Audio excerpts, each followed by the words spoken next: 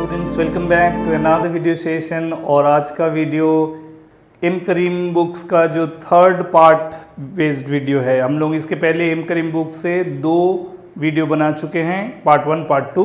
आज हम third part पर जा रहे हैं जिसमें हम लोग Wheatstone bridge related problems solve करेंगे और कुछ earthing point related capacitor circuit में प्रॉब्लम डिस्कस करेंगे। तो मैं हूं सुभाषिष दास और आप देख रहे हैं आपका favourite YouTube channel IIT zone tutorial. और अगर आप फर्स्ट टाइम आ रहे हैं तो डेफिनेटली इस वीडियो को पूरा देखिए, तो आपको समझ में आएगा कि हम लोग किस चैनल में हम कितना डिस्कशन करते हैं बेस्ड ऑन कॉन्सेप्ट। तो कॉन्सेप्ट वाइज डिस्कशन इस चैनल पे होता है और इसी के ज़रिए आप फिज़िक्स को इम्प्रूव कर सकते हैं, आपका फिज़िक्स प्रिपरेशंस को इम्प्रूव कर सकते हैं। तो चलिए शुरू करते हैं। तो जो पहला क्वेश्चन आज हम डिस्कस करेंगे वो एक अर्थिंग बेस्ड प्रॉब्लम होगा, है ना कि अर्थिंग कनेक्शन रहने से हम लोग सर्किट को कैसे सॉल्व करते हैं। सो देखिए, ये एक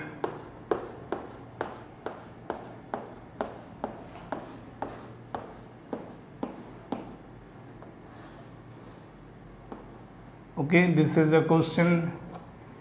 मान लीजिए इसका 20 वोल्ट बैटरी है and this are all identical capacitors और यहाँ एक अर्थिंग कनेक्शन दिखा रहा है, ठीक है।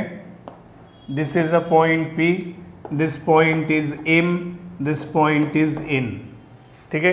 तो हम लोगों को यहाँ पता करना है find Vm and Vn। 2 point है M और N का एब्सोल्यूट पोटेंशियल निकालना है, जबकि सर्किट में अप्लाइड वोल्टेज दिया है that is of 20 volt and there are 5 capacitors of C each, all are identical capacitors. तो इंपॉर्टेंट है कि ऐसे एक सर्किट में जहां P पॉइंट पर अर्थ कनेक्शन दिखा रहा है, this implies that potential of the point P is known to us and that is absolutely 0 volt, ठीक है। पोटेंशियल ऑफ P0, तो ये जो P पॉइंट का अर्थिंग कनेक्शन देने का मतलब है कि हम लोगों को P पॉइंट का पोटेंशियल इंफॉर्मेशन दिया है।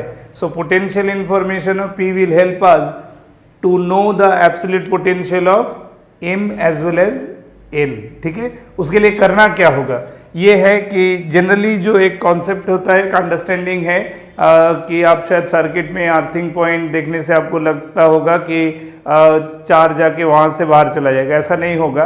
बेसिकली किसी भी बैटरी का जब टर्मिनल एंड्स दिया होता है तो एक पॉजिटिव टर्मिनल को हम जानते हैं, एक टर्मिनल को नेगेटिव टर्मिनल के नाम से जानते हैं। तो इसका मतलब ये होता है, इसका मतलब ये है कि इन दोनों टर्मिनल के बीच में जो पोटेंशियल डिफरेंस है वो 20 वोल्ट है, but we do not know the absolute potential of either of the terminal. तो इसका मतलब है पॉजिटिव टर्मिनल से कनेक्टेड पॉइंट M जो है उसका ऑब्वियसली पोटेंशियल जो भी है पॉजिटिव होना चाहिए, यानी ग्रेटर देन 0, जबकि नेगेटिव टर्मिनल से कनेक्टेड पॉइंट N का पोटेंशियल नेगेटिव होना चाहिए, लेस देन 0। तो ऑब्वियस बात है कि पॉजिटिव और नेगेटिव रियल वैल्यू के बीच में ऑटोमेटिकली 0 वोल्ट तो कहीं ना कहीं होगा ही, ठीक है।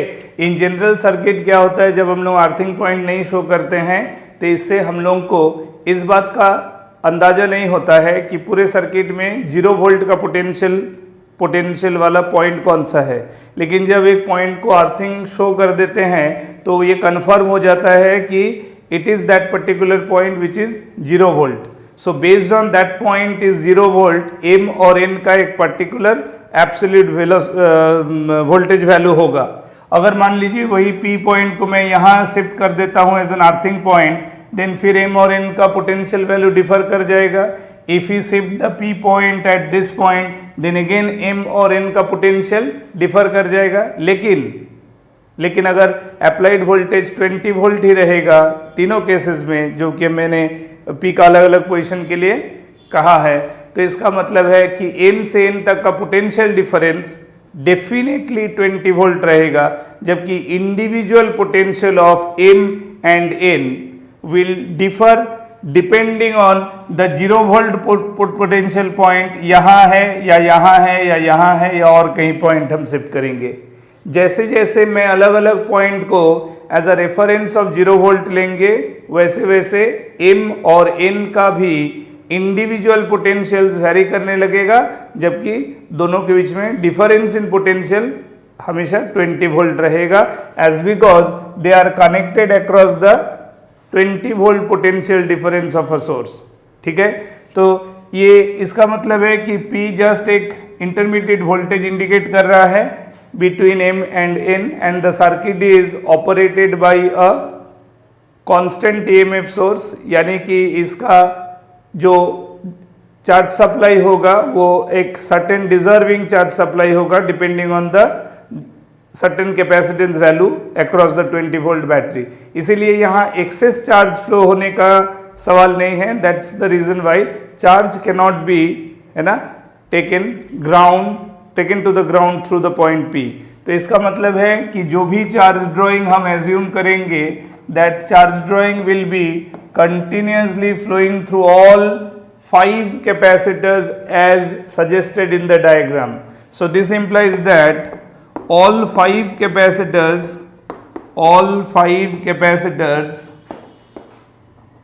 are in series, है ना, all 5 capacitors are in series. Therefore CMN जो है M से N तक का जो पोटेंशियल डिफरेंस होगा, पांचों सीरीज है और इक्वल वैल्यू का है, तो कैपेसिटेंस वैल्यू कितना हो जाएगा C/5। तो C/5 जब इफेक्टिव कैपेसिटेंस हो गया बिटवीन M एंड N, इसका मतलब है जो चार्ज ड्रॉइंग है, जो M से N तक जो नेट चार्ज फ्लो कर रहा है, वो हो जाएगा C/5 into applied voltage, C effective into applied voltage. C effective है C/5 इंटू 20, तो ये हो गया 4C। ठीक है, तो QMN हो गया हमारा 4C, टोटल चार्ज 4C है जो कि M to N फ्लो कर रहा है।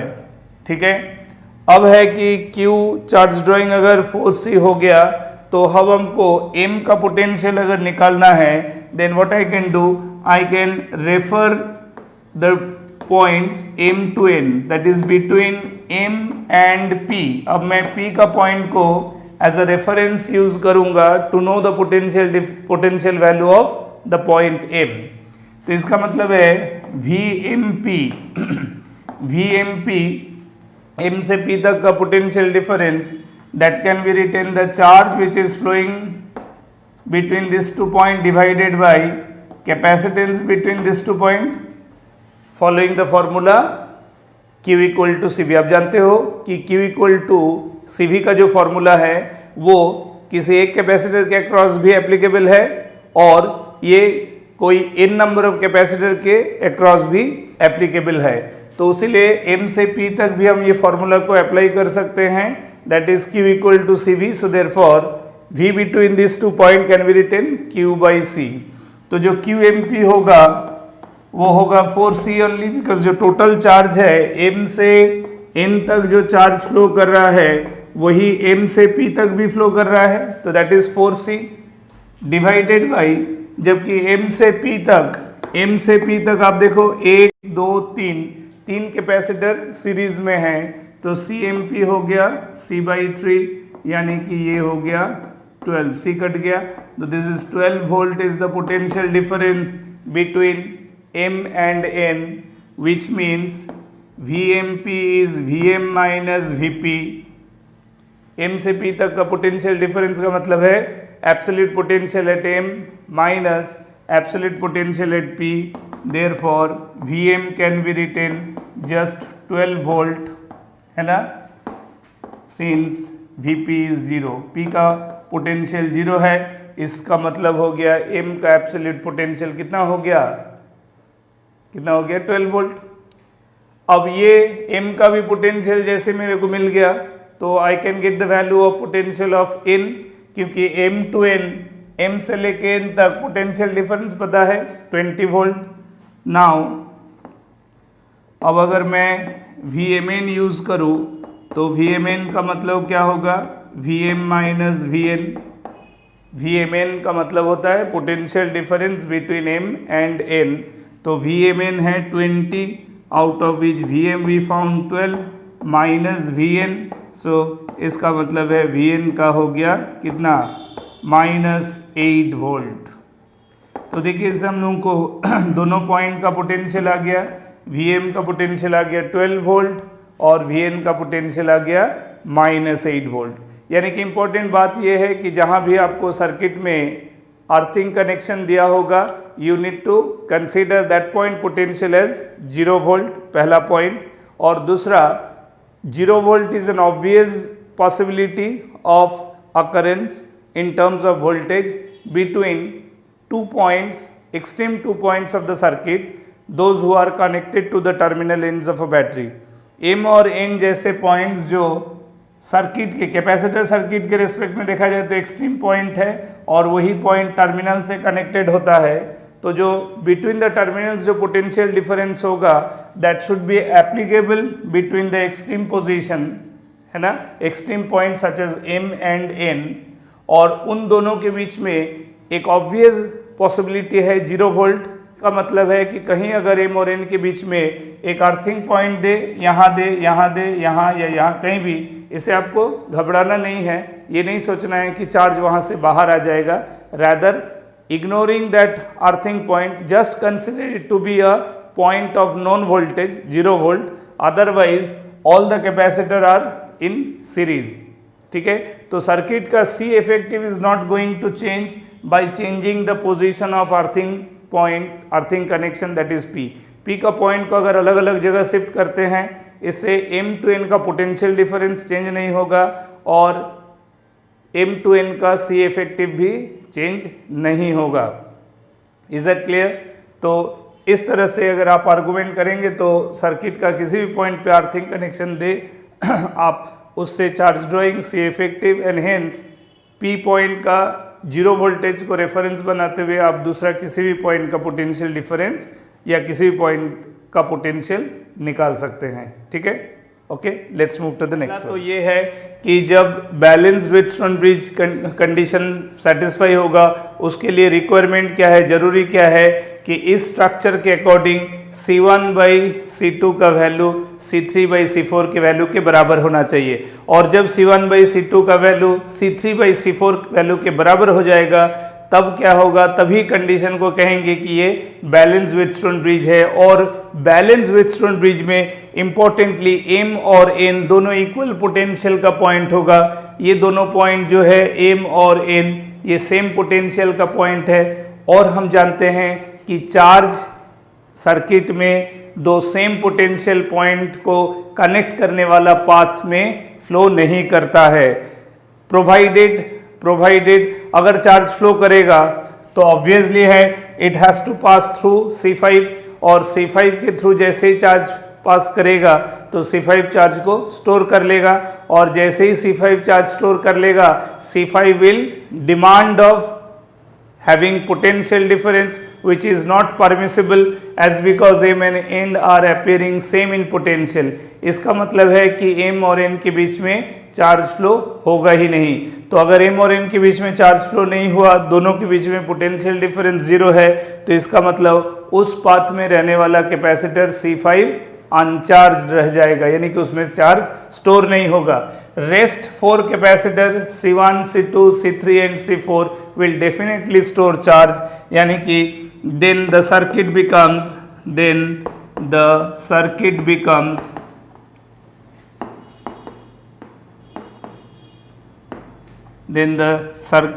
becomes like this।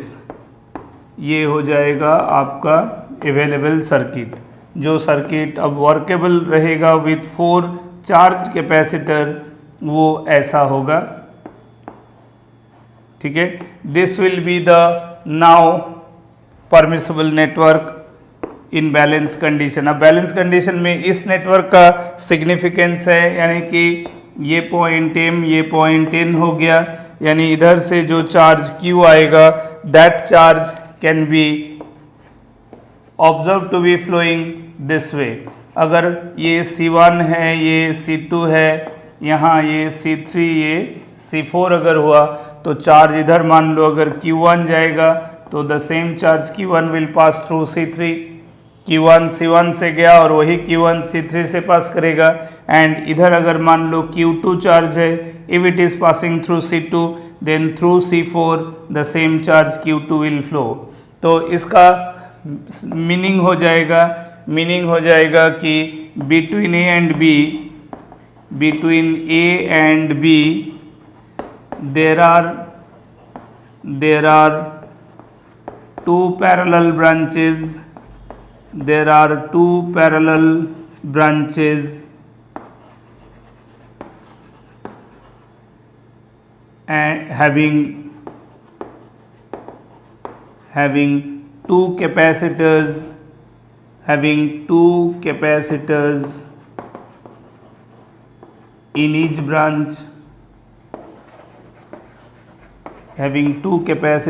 in each branch, as in series।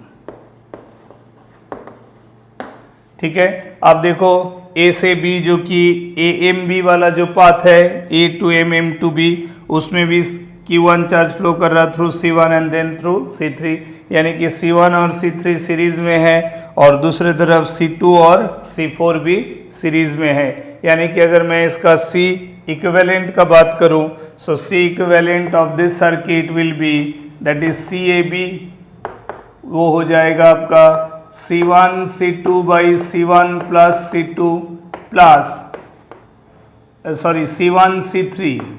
C1 C3 divided by C1 plus C3 और दूसरी तरफ C2 C4 divided by C2 plus C4। जहाँ C1 C3 सीरीज है उसका रिजल्ट ऑफ कैपेसिटर होगा C1 C3 by C1 plus C3, और दूसरा जो कि C2 और C4 का सीरीज अरेंजमेंट है उसका इफेक्टिव वैल्यू होगा C2 C4 divided by C2 plus C4। And as because this two branches are parallel, so we can add the result of capacitor obtained in this plus the result of capacitor obtained in this path. ठीक है ना, तो इस तरह से हम लोग CAB निकाल सकते हैं। तो ये एक इम्पॉर्टेंट कॉन्सेप्ट हुआ है कि नहीं, तो जिसमें हम लोगों को पता चला कि out of 5 capacitor only 4 of them will store charge.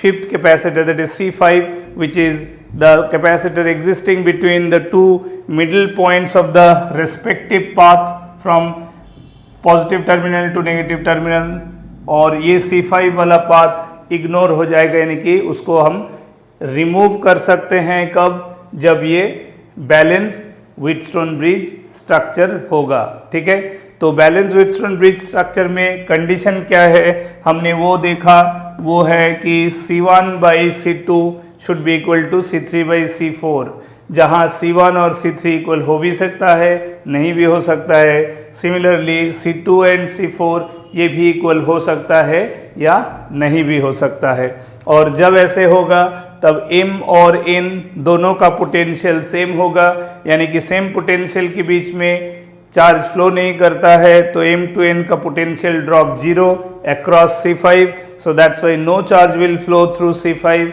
that means C5 remains uncharged। तो एक अनचार्ज capacitor in network of few charge capacitor रह के क्या करेगा, इसलिए क्या होगा कि हम अनचार्ज कैपेसिटर को उस नेटवर्क से हटा सकते हैं। तो हम लोगों ने C5 को हटा दिया, तो C5 को जब हटा देंगे, रिमूव कर देंगे, तब सर्किट ये ऐसे दिखने लगेगा, है कि नहीं, तब सर्किट दिखने लगेगा कि C1 और C3 आपस में कंटिन्यूअस है, सीरीज में है, और उसी दो पॉइंट A और B के बीच में C2 और C4 का एक और सीरीज अरेंजमेंट है, और फिर दोनों पाथ आपस में पैरेलल है। तो इस तरह से हम लोगों को C इक्विवेलेंट मिल सकता है in balance Wheatstone bridge condition. तो आपने इसको सीख लिया, अब हम लोग चलेंगे कुछ इसमें प्रॉब्लम सॉल्व कर लेते हैं based on the same concept.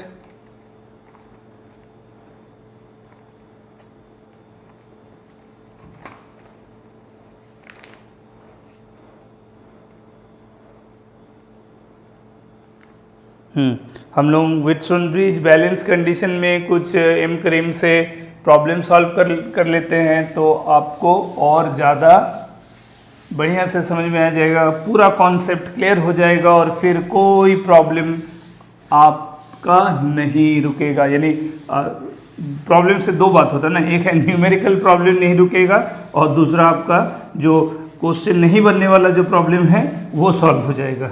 ठीक है, तो दो प्रॉब्लम का दो अलग अलग मीनिंग है। हाँ, तो दोनों को मैंने एक साथ कह दिया। सोर्स, तो ये क्वेश्चन इस तरह से है, ये रहा एक स्ट्रक्चर,